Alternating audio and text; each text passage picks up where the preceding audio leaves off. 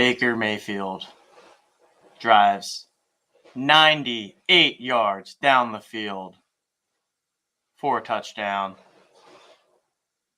The Jolly Jokers are owning a football team in first. We're going to play that, bro. JM, let's do this.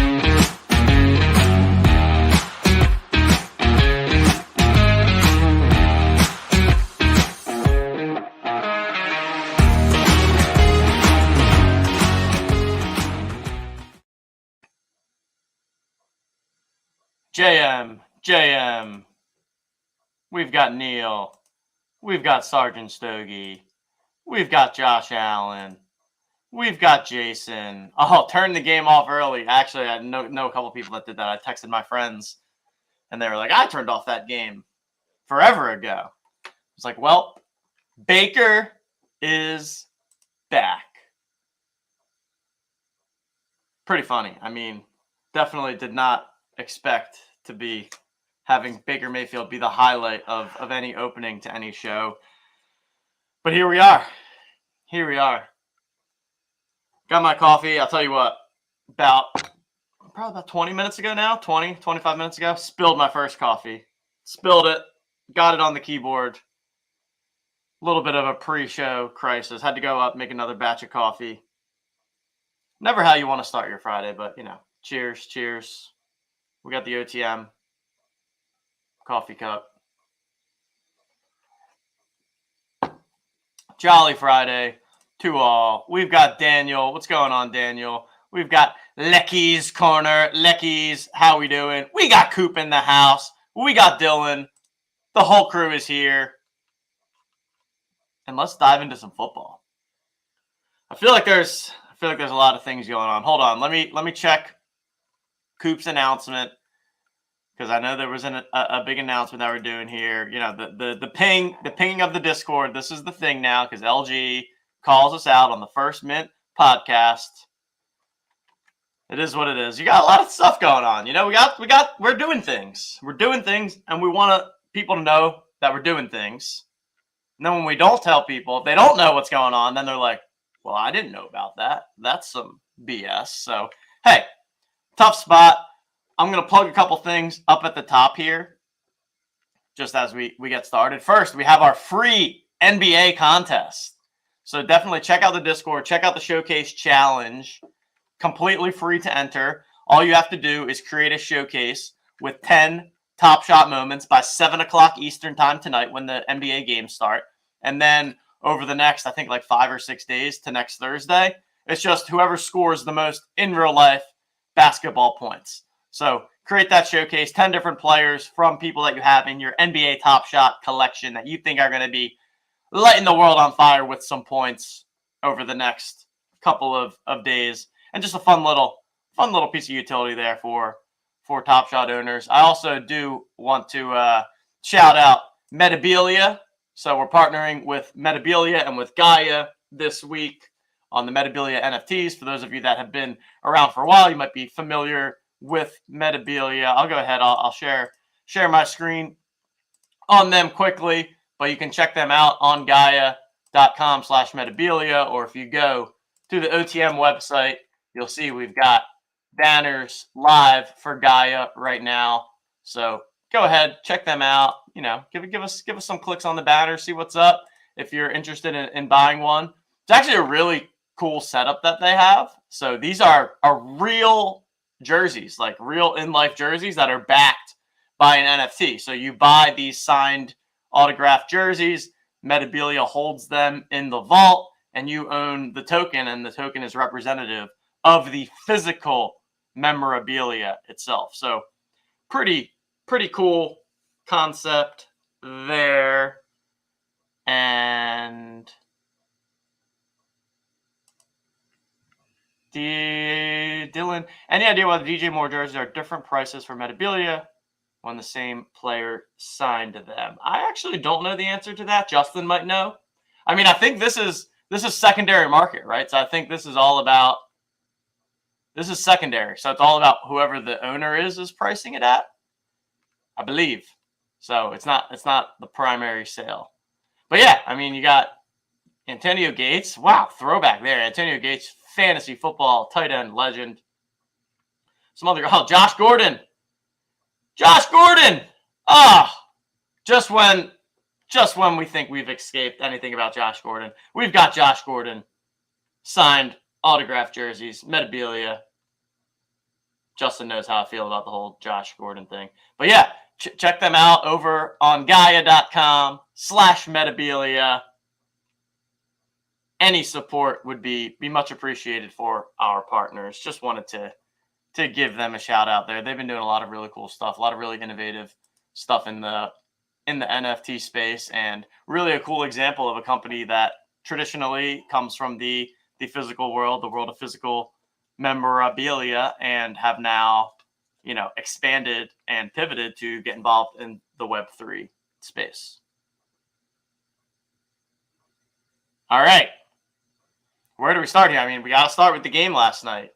I mean, one of the most shocking finishes that we've seen in a while. First off, that punt by the Raiders punter might be the best punt I've ever seen. What was it? I think it was a 62-yard punt.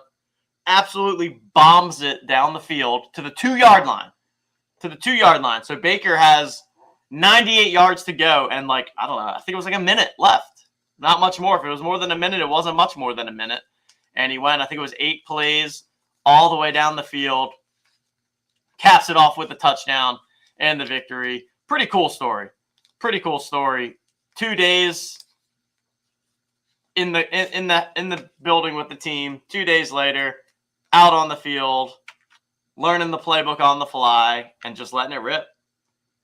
It's funny because we used to, back in our pre-OTM days, back in the Slack channel that we had with myself and Justin and Coop and Neil and some of our other friends, for some reason there was a Carson Wentz versus Baker Mayfield debate. And this was back when they were both like the young, up-and-coming superstars.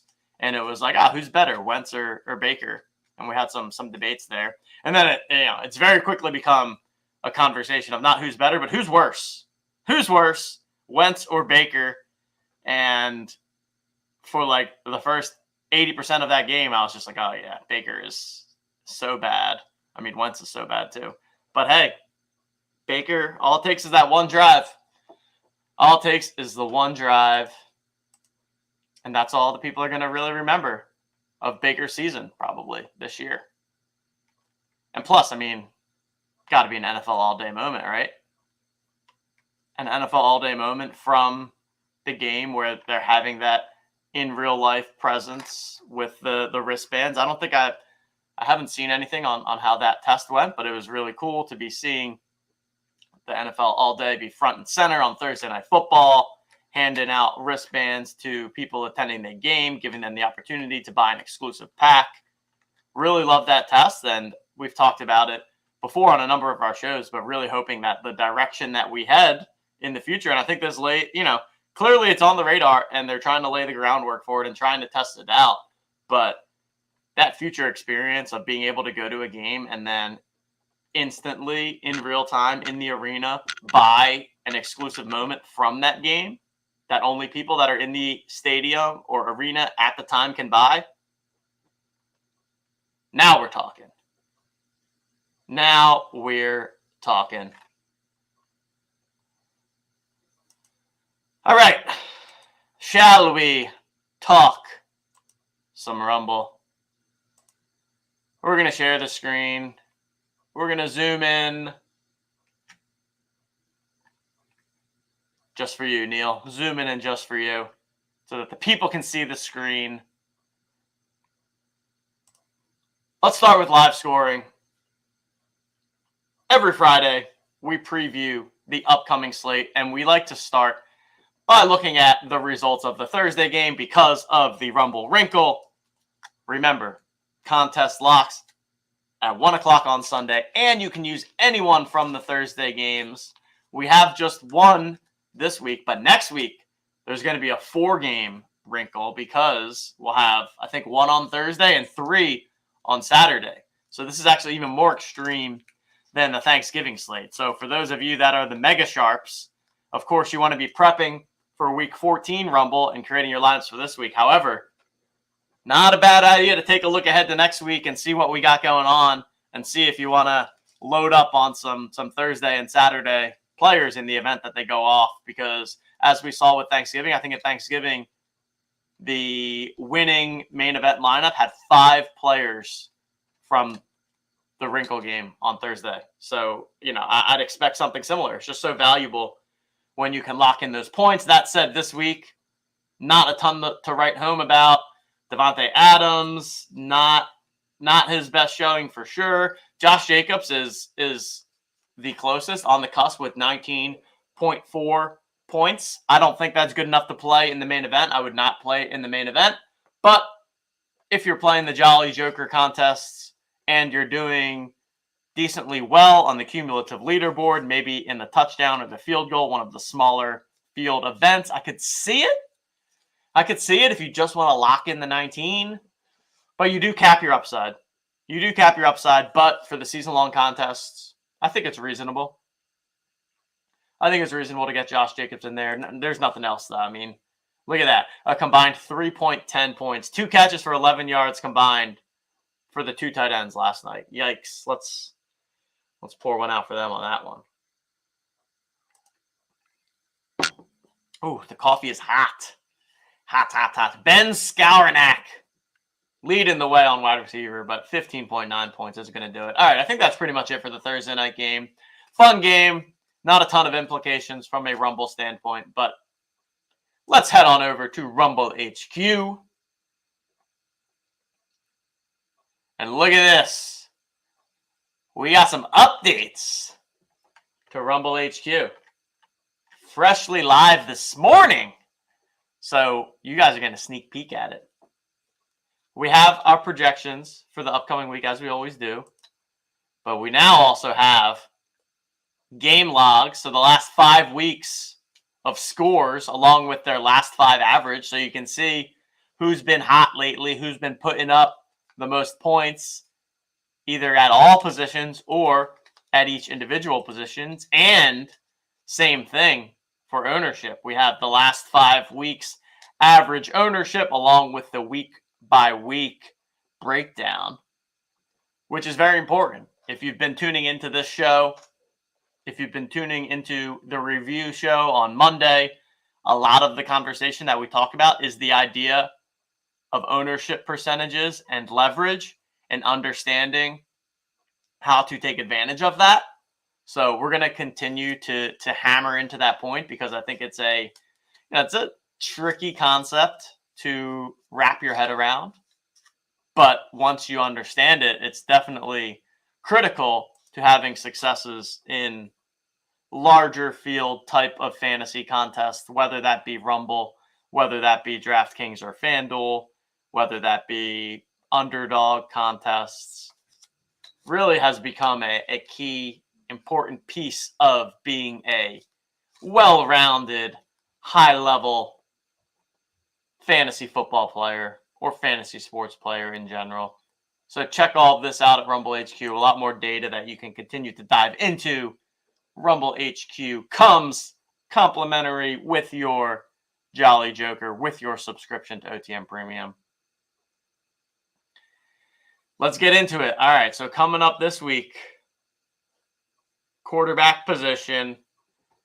It's going to be the same old story, right? We've got Jalen Hurts, Josh Allen, Patrick Mahomes. They've kind of separated themselves as the big three here. Burrow continues to be crushing it. We've seen spike games come from people like Herbert and Tua and Dak.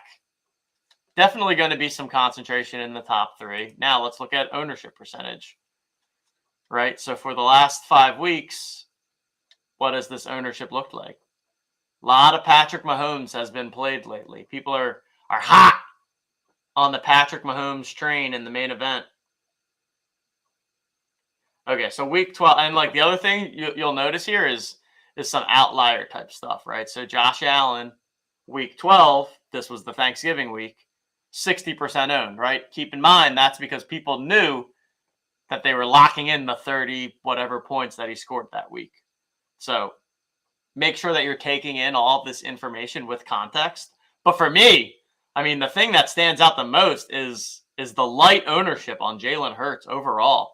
Only eclipsing 20% one time in the last 5 weeks while consistently putting up points. Let's look at, Jalen Hurts' last 5 games, averaging 26.65 points, which is the most out of all quarterbacks. 34, 30, 25, 23, 21. Really solid consistency from my main man, Jalen Hurts. Shout out, Eagles. Go Birds. He's been absolutely crushing it. Big matchup this week. Divisional game against the Giants, at the Giants. But you got to love Hurts. Got to love him in this spot. Mahomes at Denver. God. Denver is so bad. We've talked about it before. Of just kind of, it creates this environment where people play down to the competition in a way. So that makes me a little weary on Mahomes this week. And like, I'd rather go looking at Hurts or looking at Josh Allen this week, or even Joe Burrow. I just don't really necessarily love the upside when going to Denver. It just seems like a stone disaster. So I love Hurts. Josh Allen, love Josh Allen too. Home against the Jets, against the GOAT quarterback Mike White. So, or no, Mike White got hurt, and now it's back to. I don't know. I don't really follow the Jets that closely, although the Jets are kind of good. But yeah, I'm putting my foot in the ground on Jalen Hurts this week. I like him a lot. A lot. Running back position. Remember, Josh Jacobs already played, already scored his 19 points. What we typically see when that happens is that when one of the elite level players, and like if we look at ownership here, Jacobs has garnered a good amount of ownership the past couple of weeks. When one of those players has already played on Thursday and has not done great, it's going to condense even more so on the other studs. Austin Eckler continues to be the RB1 throughout the season. Christian McCaffrey had a big game last week. He's playing Tampa this week. God, Tampa is just such a weird team too, man. I don't feel great about Tampa. They're like a better. Justin's gonna hate this. They're like a better Broncos. Like when I watch a Bucs game, I feel the same way I do when I watch a Broncos game, where it's just like, this is just painful. Like, can this be over yet? Like, okay, we know that the Bucs are going to win by 1 on the last second drive from Tom Brady, but like the first 58 minutes of the game are just painful to watch. So no thanks. No thanks on the Bucs in general. McCaffrey, though, had a big game last week. Jimmy G is down. We've seen like Nick Mullins and stuff in the past be fine.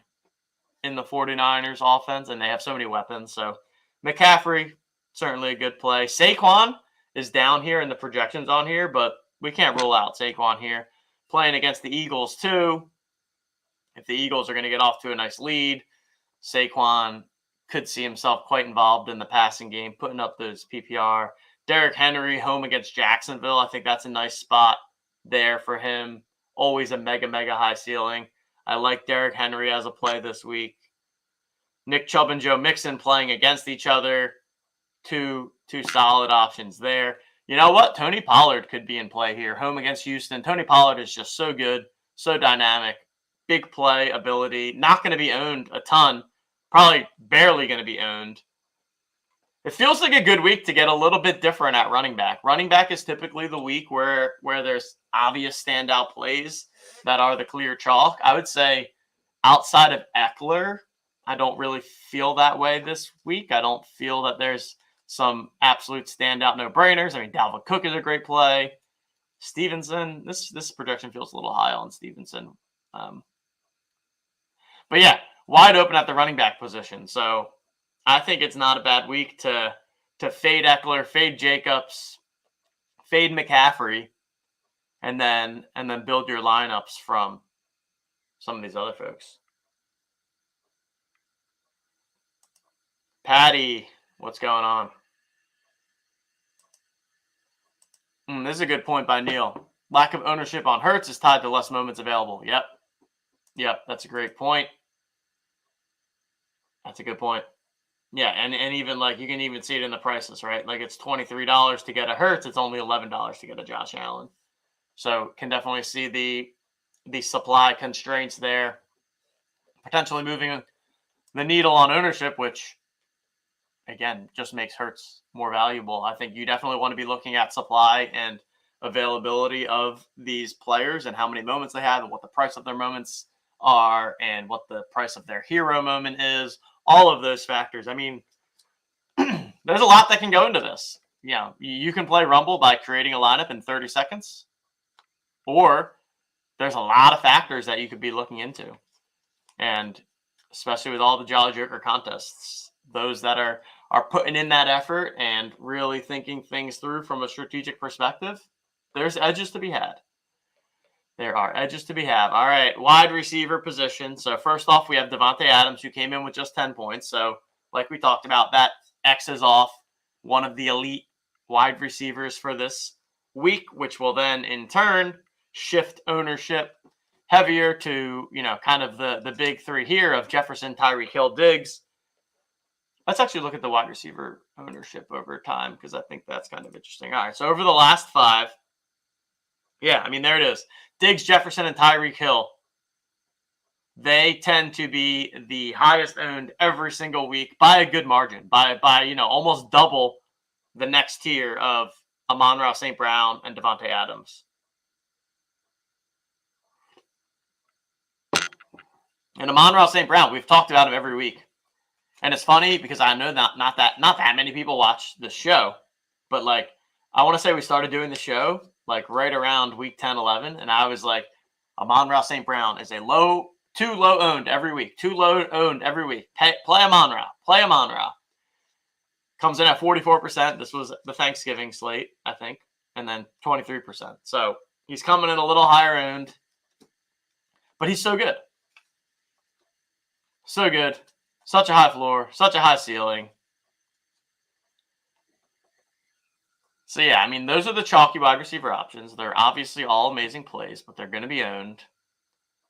Then we look down into the second kind of tier here. You've got Jamar Chase, who's come back from injury. How did he do last week?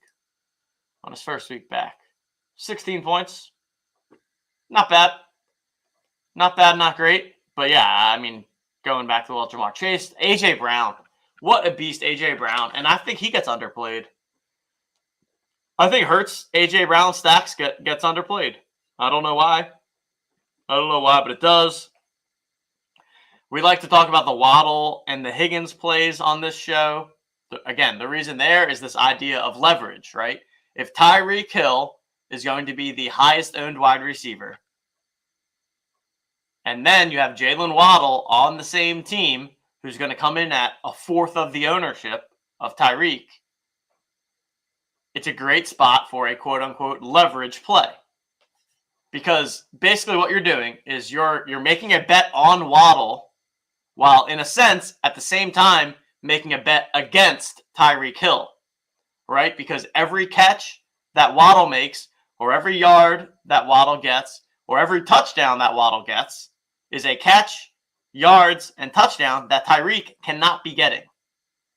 So that's the idea of leverage, and that's why people like Waddle and Higgins are interesting plays, because they're leverage off of the number one receivers on their teams, which is Tyreek Hill and Jamar Chase. So for me and Rumble, those two guys are interesting, contrarian, off-the-board plays every single week, because we've seen the ceiling too.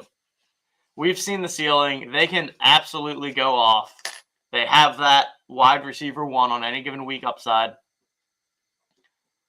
So I think that's certainly worth considering. CeeDee Lamb against, juicy matchup against Houston. He could easily see him going crazy for a huge game. Could also see Dallas just absolutely stomping them and, just kind of getting out of there, letting Zeke get the ball. So probably not my favorite week to play CeeDee Lamb, just because I think the upside is a little bit capped. AJ Brown and Hurts. Go Birds. Go Birds. I think Hurts, AJ Brown, and run it back with Saquon Barkley on the other side. I think that's a pretty highly projected, highly correlated trio, and I don't think it's going to be as owned as it should be. It's not going to be under 10%, but I think you can get all three of those guys potentially under 20%, which I think would be pretty massive. Tight end. I said I don't like to play people in Denver, but we're sticking to the Travis Kelce train. Play him every week. This probably shows it. All right, so last 5 average. Look at this. Look at this. Last 5 average. There's only 3 people averaging more than 10 points in the last 5 games. Only 3 people. And Travis Kelce is averaging 20. A 10-point edge on the field is massive. And you're getting it with such consistency, and you're getting such upside. On any given week, Kelce can score 20 more points than the next best tight end. You just have to play him. You have to play him.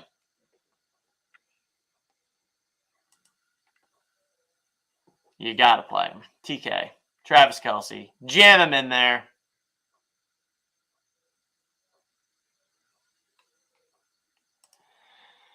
And there we have it. Week 14. Can you believe it's week 14 already? What a year it's been. What a season it's been.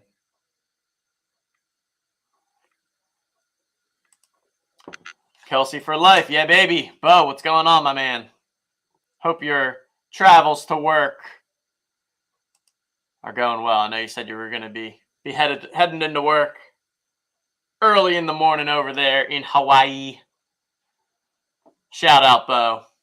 Big Jolly Joker supporter. We appreciate you very, very much. Also, this week, the Rumble main event is being sponsored by your Jolly Jokers. So how this is going to work is that for the, again, free to enter, the main event, still completely free to enter every single week.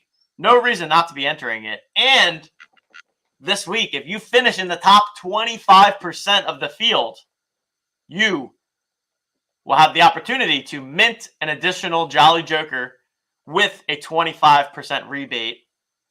And if you're someone who already has a Joker and maybe doesn't need another one, you can use that rebate and loan it to a friend or to anyone else to bring them on in to the Jolly Jokers. We talked about this a lot on our town hall on Tuesday, but, really kind of viewing this as an inflection point of heading into phase 2 of the Jolly Joker mint. and really looking to continue to grow and expand this community. I mean, the group that we have here so far is so awesome, and just a great group of people, and anything that we can do to keep adding fuel to the fire, to keep adding more and more people into the community, it's appreciated. It's appreciated. So tell your friends, go out there, win them a rebate this week, get them into the JJSS, get them set up to be a part of the Jolly Joker SimWin Metaverse Sports football team. Going to be a ton of fun. Plenty more coming for the Jolly Joker. So this week, there's 2 opportunities to win a discounted Jolly Joker. We have this Rumble contest, and we have that NBA Showcase Challenge contest. So make sure that you're entering both of those. Again, both are completely free to enter. All it does is require the moments that you already own for NFL All Day, for NBA Top Shot. I've also been, head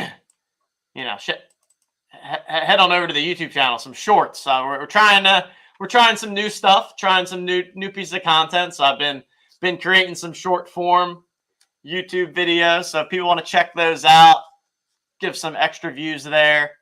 Kind of testing out some content stuff this December, and we're going to be coming in with a heavier content schedule starting in January. So I've got the green screen out. I'm learning how to edit. Coop's teaching me all this editing stuff. Trying to, keep up with the kids with this vertical short form content, and just another way to keep getting information to the people, right? I think it's super important in this space that we educate people in a variety of different formats on how to get started with this stuff, what's important, what's relevant. So, we've got everything that we're doing on Twitter and everything that we're doing on the website. We've got the YouTube content coming out from myself and others on the team. We've now got the short form content coming out. So, yeah, and if you're not subscribed to the channel, go ahead, hit that subscribe button on the YouTube channel. Hit the like button on this video. I feel like I haven't really been doing that and saying that, so probably should try to get back to it a little bit. So yeah, if you're watching this content and you enjoy the content, would appreciate you hitting the subscribe button, hitting the like button. Going to just continuing to try and get as much content out there as we can. Let's see, one or two other programming notes. So on the OTM website, for those that may have not noticed yet, when you go to log in for the first time, we switched authentication providers. So you're just going to have to go through a one-time password reset where you'll click forgot password. You'll type in your username. You'll get a code sent to your email. You'll then use that code to reset your password. And you can even use the same password you had before. It's just setting up your account with our new authentication provider. And then once you do that one time, nothing else. Nothing else to do from there. What final thing. So Monday, this coming Monday, December 12th, the Jolly Joker team, myself, Justin, Coop, Neil, the 4 of us will be watching the Monday Night Football game in Atlantic City at the Tropicana in Caesars Sportsbook. So we are doing a 2023 planning session, the 4 of us, all of next week. And we're going to be kicking it off with a little fun in Atlantic City on Monday night. So if anyone is in the area and would like to come join us for that evening, super casual, super informal, we'll just be hanging out, having some drinks, watching the games. It'll be a good time. All right, let me see if there's any final notes here. I don't think that there are. Check out Metabilia on Gaia. As I said before, you can click on the banner directly from the OTM website to check out everything that they have to offer. Autographed jerseys, physical memorabilia digital collectibles backed by the physical memorabilia. Super cool stuff there. Check out the free NBA contest and go make sure you enter that. Get into Rumble. Set your Jolly Joker lineups. All of the things. And have a great weekend. We'll be back on Monday, of course, for the preview show and the Rumble Roast, breaking down everything that ends up happening in Week 14. And until then, I'll see everyone in the Twitter streets and in the Discord streets. Peace out.